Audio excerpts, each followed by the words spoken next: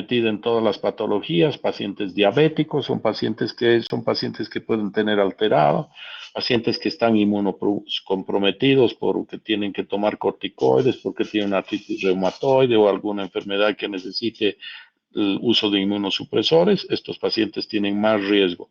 Pacientes muy ancianos, pacientes muy desnutridos, pacientes debilitados, niños, ancianos, son alteraciones de estas personas que pueden eventualmente complicar las infecciones.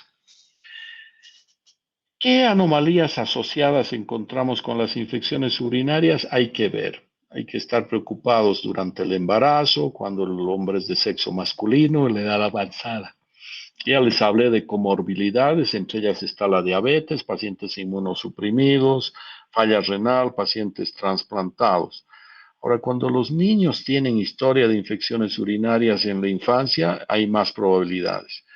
También hay que tener cuidado con infecciones que están adquiridas dentro del hospital o pacientes que son resistentes a los antibióticos, los uropatógenos de esos pacientes. O pacientes que tienen sintomatología de 5 o 7 días de evolución o recién el paciente se sometió a un procedimiento urológico o ha estado recibiendo antibióticos, es otro. Y hay que mirar si no hay obstrucción que puede estar condicionando estos problemas. En la mujer joven, sin lugar a dudas, la principal causa de las infecciones urinarias es la actividad sexual. Y la bacteria que más comúnmente produce estas infecciones es la Escherichia coli, y esto está presente en el 70-80% de los casos. Entonces, en la medida de que las pacientes empiezan su inicio de actividad sexual, la prevalencia de las infecciones tiende a subir, ¿no? Entonces, esto es algo que hay que tener claridad. ¿Cuál es la patogénesis o el motivo por el cual las pacientes adquieren infecciones urinarias?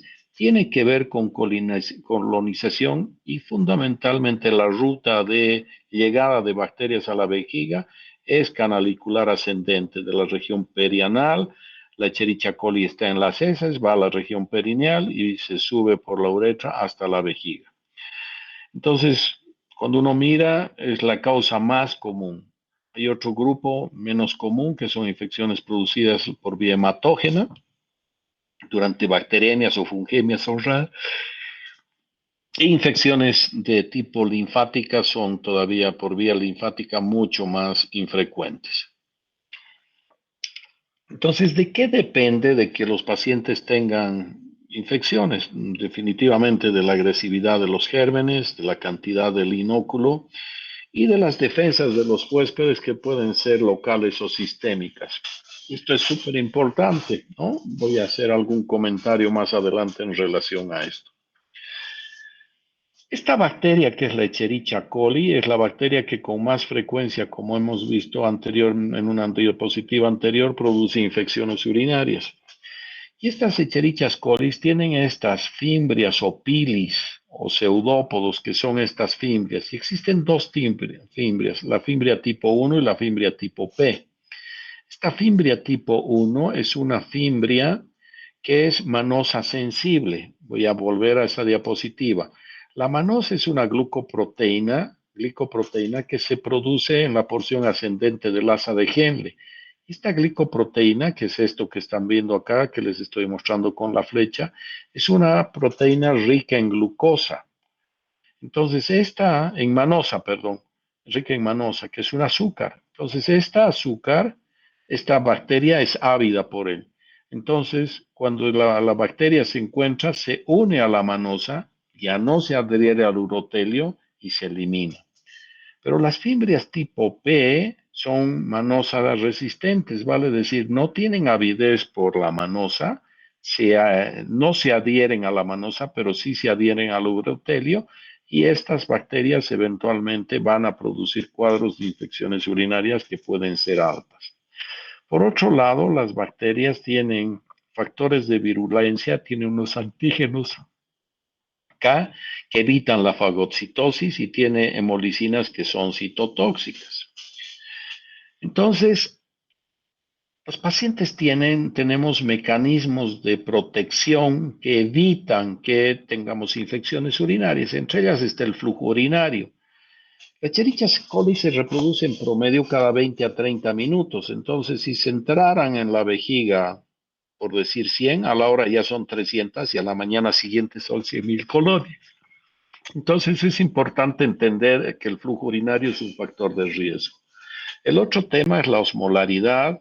La urea tiene fenómenos de protección y el pH, pero tenemos estructuras que ya hablamos de la proteína de Tan-Horsfall, pero también tenemos interferones o interleuquinas que nos protegen de las infecciones.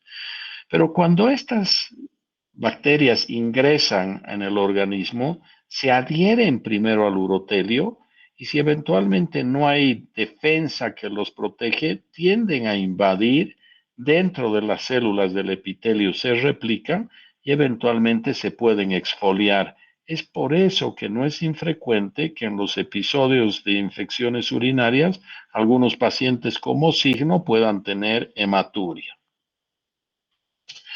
Entonces, un poco recordando lo que ya hemos hablado, podemos volver a decir que la actividad sexual es una de las causas y si son frecuentes estas hay más riesgo. Hoy día, hace un momento ya les hablaba de la actividad sexual anal y este es un riesgo para hombres y mujeres. Parejas nuevas o múltiples, los espermicidas y los diafragmas son factores de riesgo. En las mujeres mayores, cuando disminuyen los estrógenos, también esto es algo que se atrofia el área genital, disminuye la lubricación, disminuye la irrigación, disminuyen las defensas y aumenta el riesgo. Si los pacientes tienen antecedentes de cirugía urogenital o anomalías congénitas, y como siempre en todas las patologías casi siempre está metida la diabetes como un factor de riesgo. En los hombres, factores de riesgo, como hemos dicho, en los niños son las valvas de uretra posterior, también hay un mayor riesgo en no circuncidados, pero también hoy aparece y empieza a entrar la actividad sexual anal y cuando los hombres son mayores, uropatías obstructivas secundarias al crecimiento benigno o malismo no de su próstata, el cáncer de próstata también puede ser un factor. Entonces, en las mujeres, ¿cuándo son más frecuentes las infecciones? Son más frecuentes en la infancia, durante sus primeras relaciones, cuando son sexualmente activas, en el embarazo, la menopausia y después de los 70. En conclusión, en la mujer las infecciones urinarias son más comunes durante toda su vida. No sé qué he hecho. Ahí está. En la mujer posmenopáusica también hay una deficiencia estrogénica que puede condicionar, como ya les comenté hace un momento, la aparición de infecciones. Pero si las mujeres han tenido historia de haber tenido infecciones antes de la menopausia, esas mujeres van a tener más riesgo.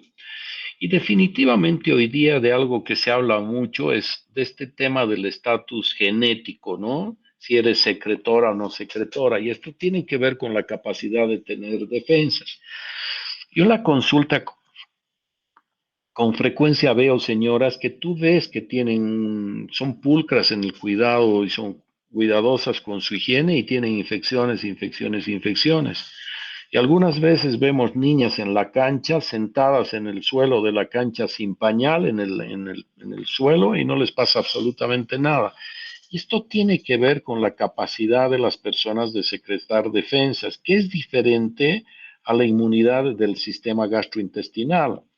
Si llega un amigo extranjero a Bolivia y lo llevamos a las islas, probablemente termina con diarrea, pero si después de unos meses lo volvemos a llevar y él está viviendo en Cochabamba, después de unos meses él puede comer exactamente igual que tú y no le pasa nada. Entonces, desde el punto de vista gastrointestinal, nos adecuamos y aprendemos a manejar con nuestras defensas el tema de aparición de gastroenteritis, pero en la vía urinaria esta sensibilidad, con esto naces o no naces. Entonces ahí es cuando ves que tú tienes familias donde la madre, la abuela, las tías y las hijas tienen infecciones urinarias. Y siempre hay que valorar si no hay aspectos anatómicos que puedan estar condicionando la aparición de estos problemas, entre ellos incontinencia, presencia de prolapsos genitales o pacientes que tienen residuos posficcionales elevados. Ya conversamos de esto, pero en general, en las pacientes mujeres que no tienen infecciones complicadas, los gram negativos son los más comunes, las más comunes bacterias, y hay encabezando Escherichia coli, seguida de Klebsiella, Proteus, Pseudomonas. Esos son los más comunes. Y entre gram positivos, series de enterococos son los que más producen infecciones. Esto es lo que yo veo en la clínica Los Olivos, donde trabajo. Entonces hay la bacteria que se presenta en el 81.44% de los casos, es la Escherichia coli, seguida de la Klebsiella y Enterococcus y Proteus, ¿no? Estas son las bacterias que con más frecuencia producen infecciones en la orina. Y esto es probablemente lo que está sucediendo hoy día en Cochabamba. Algo que quiero dejar claro es el concepto este de bacteriuria asintomática. La bacteriuria asintomática es la presencia de bacterias en la orina de personas que no tienen síntomas de infección urinaria. Y es importante que sepan que la bacteriuria asintomática no debe ser llamada infección y menos debe ser tratada con antibióticos. No es infrecuente que a mi consulta lleguen pacientes que han estado dando vueltas por muchos colegas, les han estado dando antibióticos en forma reiterada. Los pacientes no tienen síntomas, pero sus cultivos son positivos. El tratar a estos pacientes condiciona que aparezcan dentro de esos pacientes bacterias con resistencia a múltiples antibióticos. Las bacterias asintomáticas solo deben ser tratadas cuando las pacientes están embarazadas y sobre todo cuando tienes previo a procedimientos invasivos urológicos en pacientes trasplantados renales y en pacientes que estén neutropénicos. Entonces acá un poco repitiendo lo que hemos dicho, es una guía de la Asociación Europea de Urología. La bacteriuria asintomática en un individuo sin síntomas del test se define como una muestra de chorro medio que muestra un desarrollo bacteriano de más de 100.000 colonias en 2 muestras consecutivas en mujeres y en una en el hombre. No realizar detección de bacteriuria asintomática, y en estas pacientes, mujeres sin factores de riesgo, diabéticas bien reguladas, postmenopausia avanzada, estas pacientes no deben ser tratadas. El cuadro de cistitis viene como inflamación de la vejiga y cuando está asociado a bacterias se considera una infección urinaria.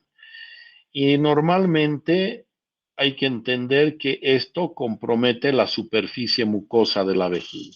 ¿Cuál es el cuadro clínico de infección de una cistitis? En general, los pacientes van a tener sintomatologías irritativas o de almacenamiento. Van a tener dolor al orinar, van a orinar muchas veces de día o de noche, van a tener urgencia miccional y van a tener tenesmo. Tenemos esta sensación de ir, orinar, terminar de orinar, uno se levanta y queda con la sensación de que no ha vaciado bien su vejiga. Entonces, esa molestia tiene el paciente. Los pacientes pueden tener dolor hipogástrico vulvar o sacro. A veces refieren que tienen orina concentrada y fétida y en ocasiones los pacientes también pueden presentar hematuria. Ya les expliqué que es este fenómeno de invasión, replicación y exfoliación del urotelio que condiciona estos episodios de hematuria y no necesariamente es un signo de gravedad. Como en todas las patologías, hay que hacer diagnósticos diferenciales, sobre todo de patología genital en la mujer, vaginitis o síndromes de vejiga dolorosa, uretritis, enfermedades pélvicas inflamatorias. Pero hay algunas condiciones, sobre todo cálculos que están en el uréter distal, que pueden estar produciendo síntomas irritativos que pueden hacer sospechar de una infección urinaria y en el fondo es una piedra. En los niños hay que ser súper cuidadoso porque los niños de menos de 2 meses, estos niños entre los 2 meses y 2 años, Cuando los niños están como con fiebre inexplicable, irritados, hay que tener cuidado y hay que sospechar de que puede tratarse de una infección urinaria. Si aparece infección urinaria y está asociada a fiebre, estos niños van a ir dejando estas cicatrices dentro del riñón que van disminuyendo su función, pueden terminar incluso perdiendo estas unidades renales y eventualmente, si no logran esto y se quedan como estamos viendo acá, cuando son adultos pueden hacer hipertensiones arteriales de origen renal. Entonces, esto se presenta, estas cicatrices, en el 9% durante el primer episodio y hasta el 60% después de 4. Y puede tomarse años en desarrollar y la mayoría de estos pacientes son menores. Otro tema importante es cómo se toma la muestra de orina. Y la muestra ideal es la primera de la mañana, pero no necesariamente. Cuando los pacientes vienen a mi consulta, yo eventualmente les tomo la muestra saliendo de acá. Yo atiendo a partir de las 4 de la tarde hasta las 8 o 9 de la noche. Si un paciente viene a mi consulta a las 9, se va al laboratorio y deja su muestra de orina. Hay que entender que uno no puede esperar hasta el día siguiente que el paciente esté sufriendo para tomar una muestra. Y hoy, a pesar de que las guías no son categóricas en esto, pero como en Bolivia todo el mundo se automedica, tenemos una resistencia bacteriana bien grande, como les voy a mostrar más adelante en una diapositiva. Por lo tanto, yo a todos los pacientes que vienen con síntomas de infección urinaria, yo les pido cultivo. Es importante que el paciente, al momento de tomar su muestra, haga una aseo de la región genital. La idea es de que primero orine un chorro en el baño y tome la muestra de media micción. Siempre hay que utilizar un frasco estéril, hay que llevar el frasco al laboratorio lo antes posible. Si eventualmente se va a demorar mucho en llevar la muestra, es mejor que la pongan dentro de un vaso, dentro de una bolsa, perdón, pueden dejar unos cubos de hielo por fuera para que esta muestra no se caliente y se genere un crecimiento bacteriano inapropiado. Entonces, las técnicas de tomar la muestra hay varias formas. Micción espontánea, si me preguntan, es la mejor. Estas bolsas recolectoras son muy malas porque en primer lugar no son estériles y eventualmente se contaminan muy rápido y condicionan con frecuencia la presencia de detección de infecciones cuando el paciente puede estar asintomático. Hacer un cateterismo uretral en seleccionados casos y punción suprapívoica también en determinados casos, ¿no?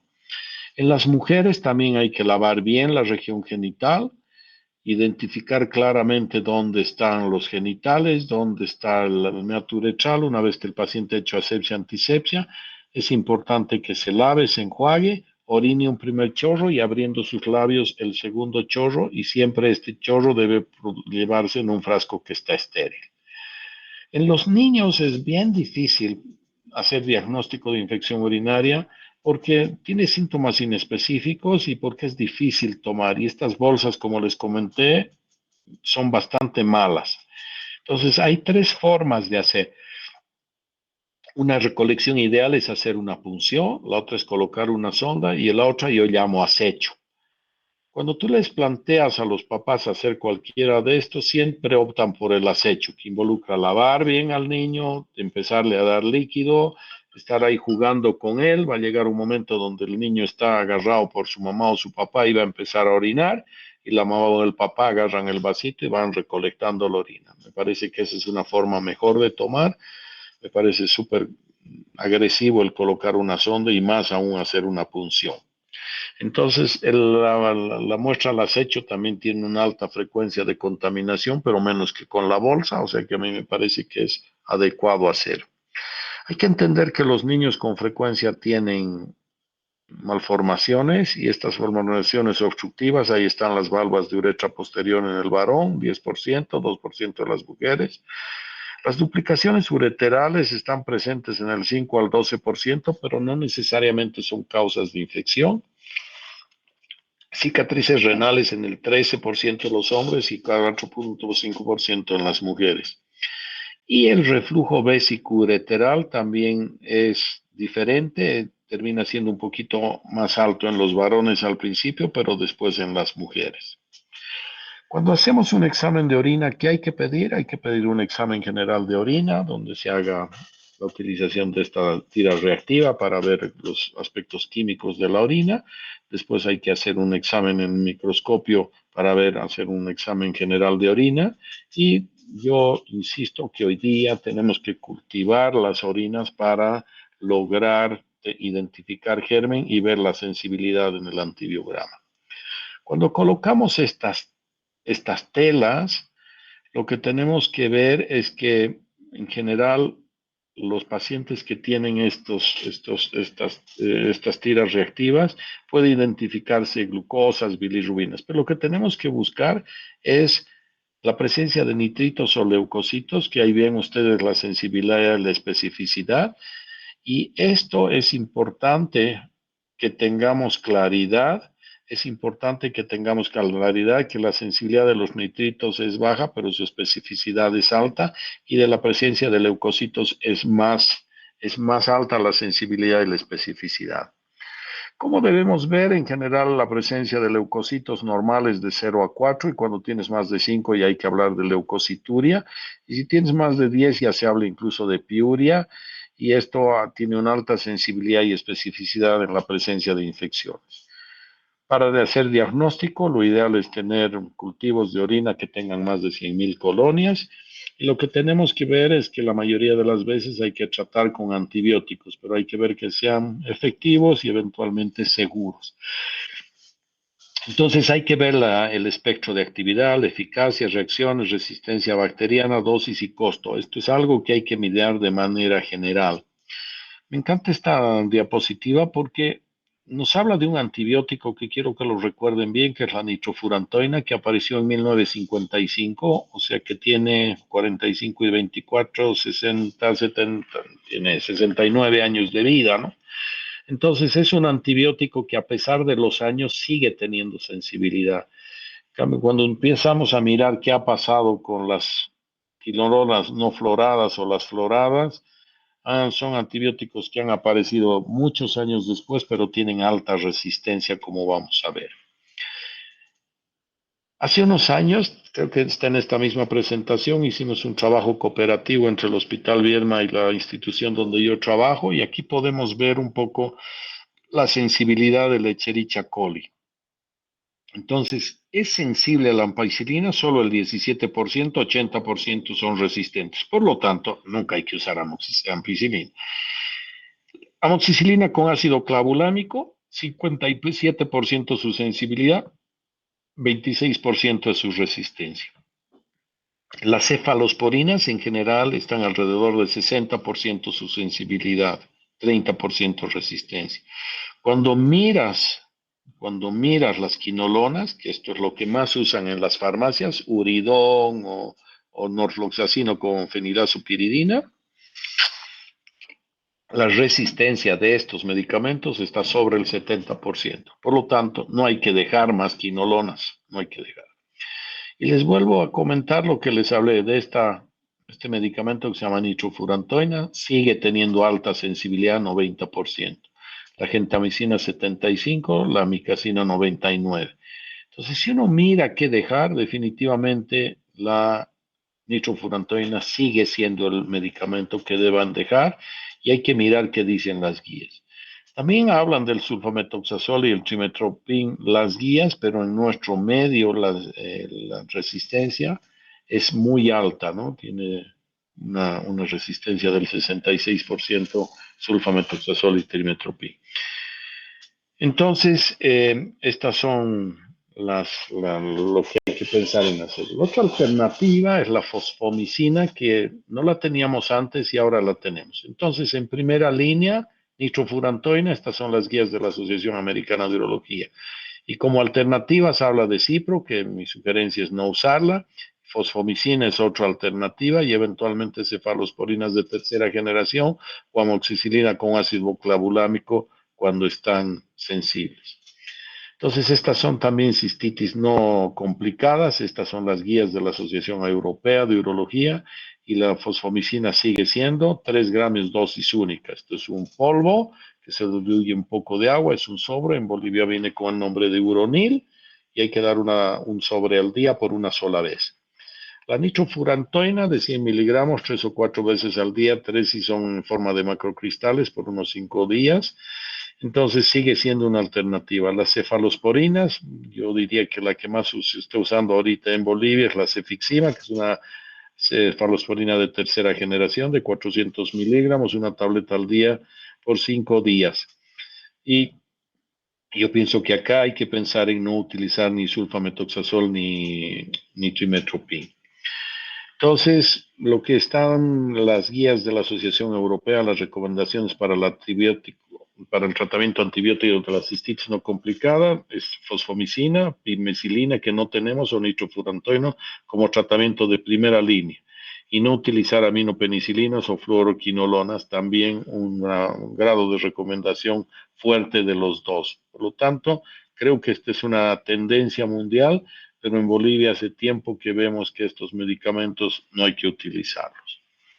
Cuando uno mira qué dice Sanford Guide, que es esta guía de antibióticos, te habla de las posibilidades de los gérmenes que están produciendo con más frecuencia estas infecciones, y te sigue hablando de sulfametoxazol y trimestoprim, pero la nitrofurantoína como primera línea, y la fosfomicina sigue siendo otra alternativa. Y hay que olvidar un poco estas por la gran resistencia que tiene.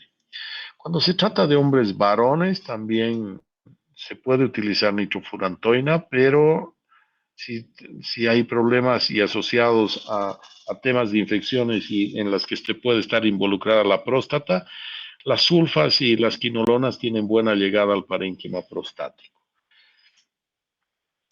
Esta es una guía que presentaron hace unos años en el New England Journal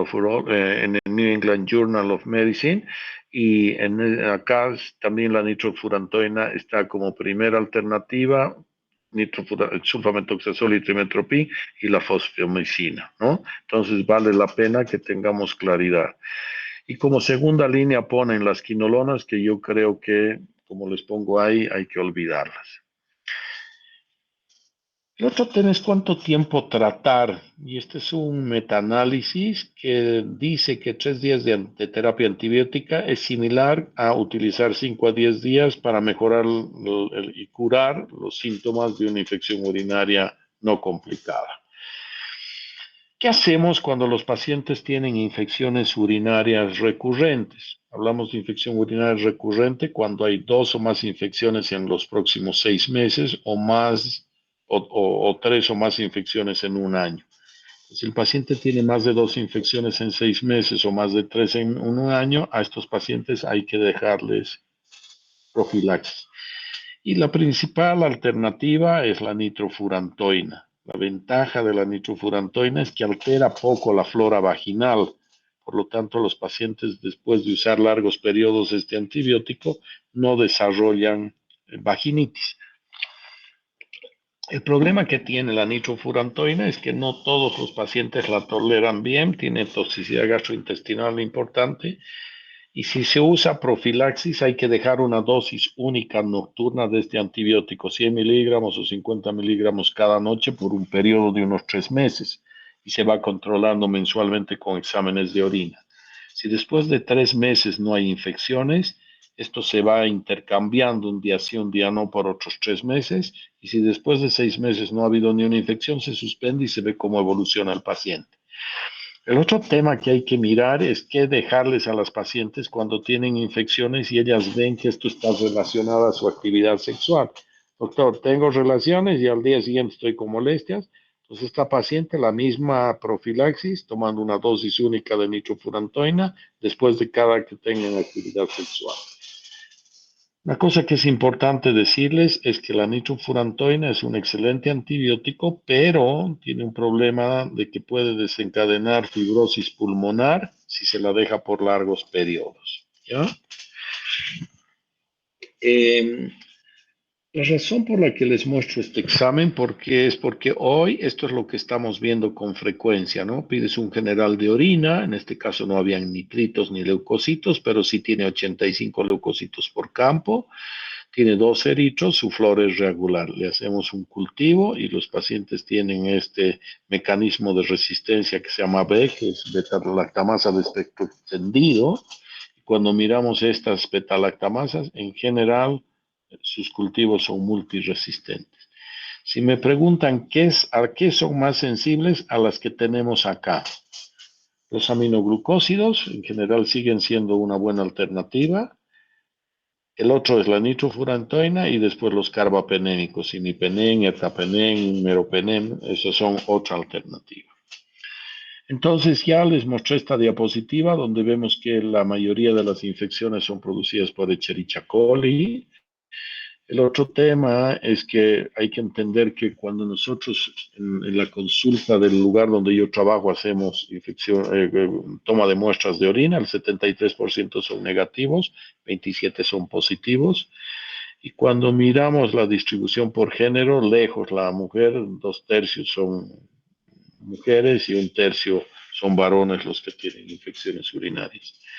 Y la edad donde más frecuencia hay infecciones es entre los 60 y más años. 50% de las infecciones son producidas en este momento de la vida.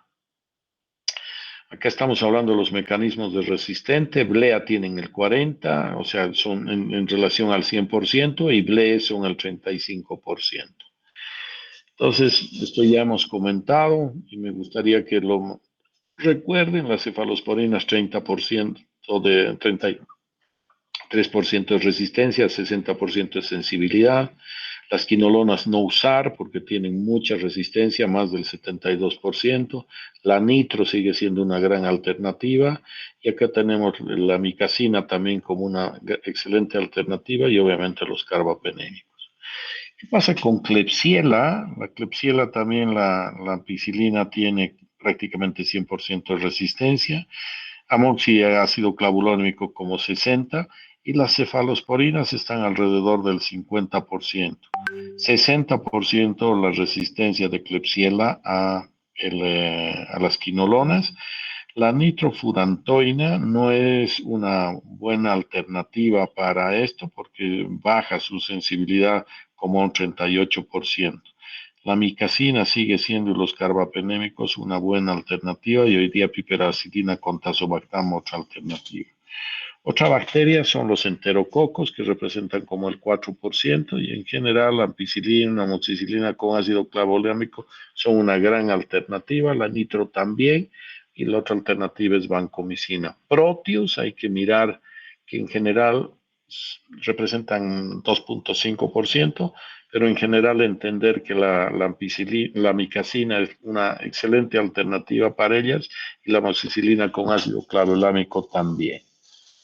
Entonces, cuando miramos un poco qué está pasando en el Hospital Viedma, los gérmenes que están produciendo las infecciones igual son bastante parecidos a los que encontramos en la clínica Los Olivos. En los pacientes hospitalizados disminuye Escherichia coli, pero aumenta en forma importante Pseudomonas en el Hospital Viedma. Y en los pacientes ambulatorios, aproximadamente en el hospital 40% tienen resistencia a BLE y 32% en de los externos. La resistencia a antibióticos en los pacientes hospitalizados 40% y BLEA 12%. Entonces, yo creo que si algo deberían sacar una foto o hacer un screenshot a la pantalla es de esta imagen para tener una idea, porque yo creo que es parecido a lo que está sucediendo en distintos lugares. Con esto vamos a terminar esta parte de la infección urinaria baja, complicada y no complicada, y mañana vamos a hablar de infección urinaria alta. No sé si tienen alguna pregunta.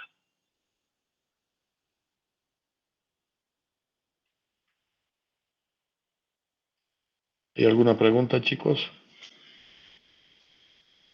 Doctor, en la toma de muestra, cuando se hace el lavado genital, ¿puede ser perjudicial o más ventajoso el hecho de usar algún jabón íntimo especial? Es buena tu pregunta, doctor. En general, hoy día yo creo que hay todo un negocio del tema de tratar las infecciones o de tomar los jabones para la higiene íntima, perdón, jabones para la higiene íntima. Yo considero que no son necesarios. A ver, ¿qué cosas permanentemente les digo a los pacientes? Yo creo que hay que entender que las Escherichia coli vienen del potito. Entonces, lo que hay que intentar es mantener limpia la región anogenital.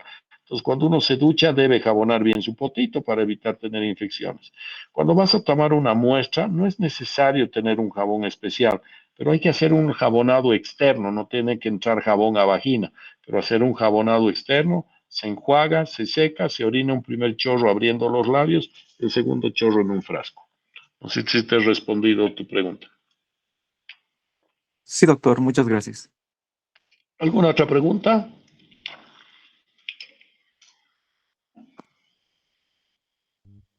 Doctor, em, ¿qué pasaría si en una paciente mujer que no se trata las infecciones y que siguen apareciendo, pero desaparecen y aparecen y no se trata, tendría alguna consecuencia en futuro? Si son infecciones urinarias bajas, en general no. No se tiene claridad con una entidad que se llama cistitis intersticial y en algunas pacientes. La cistitis intersticial es una entidad donde algunas pacientes después de algún episodio de infección la desarrollan y es una alteración de la capa de péptido glicano de la mucosa de la vejiga que podría afectarnos. Eso tal vez puede ser una de las cosas. Pero en líneas generales no tiene como mucho sentido que tengas muchas infecciones y no te las trates, ¿no? O sea, es una locura tener eso. La infección urinaria produce mucho malestar, ¿no? Produce ardor al orinar, orinar frecuentemente, orinar de noche. Entonces, que uno se ande aguantando, aguantando y teniendo de forma recurrente, no es lo más racional.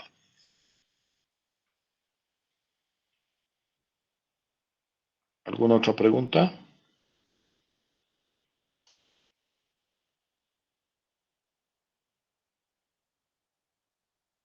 Bueno, chicos, si no hay más preguntas, mañana nos vemos a la misma hora para hacer el tema de infección urinaria alta. Bueno, Está bien, doctor. gracias. Gracias, doctor. Gracias.